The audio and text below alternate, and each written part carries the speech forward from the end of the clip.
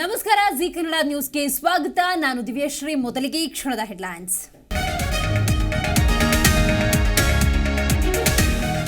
ಯುವ ನಿಧಿ ಜಾರಿಗೆ ಹಿಂದೆ ಮುಹೂರ್ತ ಫೇಕ್ಸ್. ವಿಧಾನಸೌಧದಲ್ಲಿ ಶರಣಪ್ರಕಾಶ್ ಪಾಟೀಲ್ ಪ್ರೆಸ್ ಮೀಟ್. ಜನವರಿ ಮೊದಲ ವಾರದಲ್ಲಿ ಯುವಕರಿಗೆ ಸಿಗಲಿದೆ ಹಣ.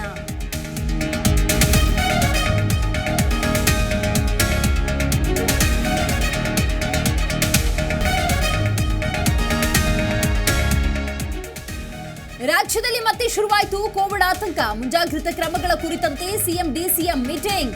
1 ಗಂಟೆಗೆ ಗೃಹ ಕಚೇರಿ ಕೃಷ್ಣಾದಲ್ಲಿ ನಡೆಯಲಿದೆ ಸಭೆ.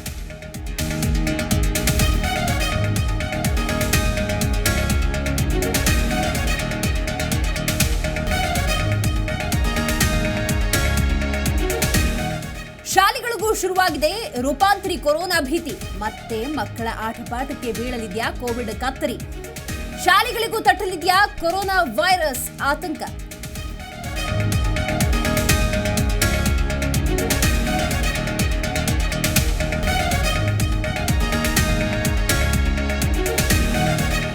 ನಿಗಮ ಮಂಡಳಿ ಅಧ್ಯಕ್ಷರ ನೇಮಕಾತಿ ಮತ್ತೆ ಮುಂದೂಡಿಕೆ. ಶಾಸಕರ ಪರ ಸಿಎಂ, ಕಾರ್ಯಕರ್ತರ ಪರ ಡಿಸಿಎಂ ಬೆಂಬಲ.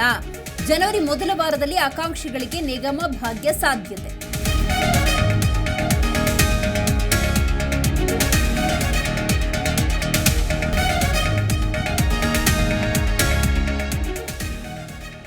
ಪ್ರೀತ್ಸೆ ಎಂದು ಹಿಂದೆ ಬಿದ್ದ, ನೋ ಅಂದಿದ್ದಕ್ಕೆ ಬೆಂಕಿ ಹಚ್ಕೊಂಡ.